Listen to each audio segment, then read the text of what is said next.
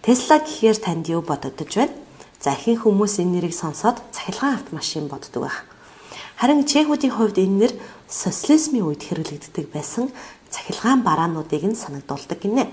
Учир нь тухайн үед радио, зурагт, пянз тоглуулагч гэх мэт цахилгаан хэрэгсэл үйлдвэрлэдэг Tesla хэмээх Чехословакийн үйлдвэр байсан юм байна.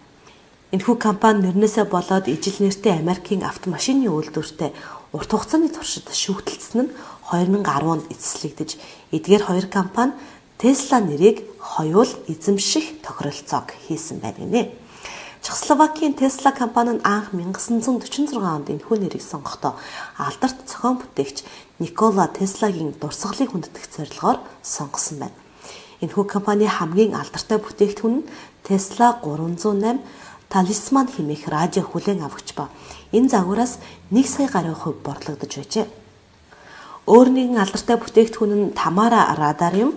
Талисман нь өрөх айл гэрүүдэд зориулагдсан хүлээн авч байсан бол Тамара нь пассив радар бөгөөд бусад радаруудын олж илрүүлж чаддаггүй байсан Америк нэгдсэн улсын үл үзэгдэх бөмбөгдөгч онгоцнуудыг илрүүлж чаддаг байж гинэ.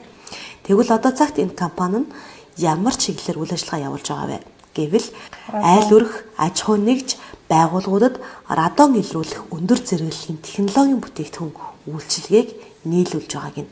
Үүнээс гадна эднийх эрүүл мэндэд сөргөөр нөлөөлж буй дуу чимээ, агаарын бохирдлын эсрэг технологиг боловсруулсан гин шүү. Маш сонирхолтой.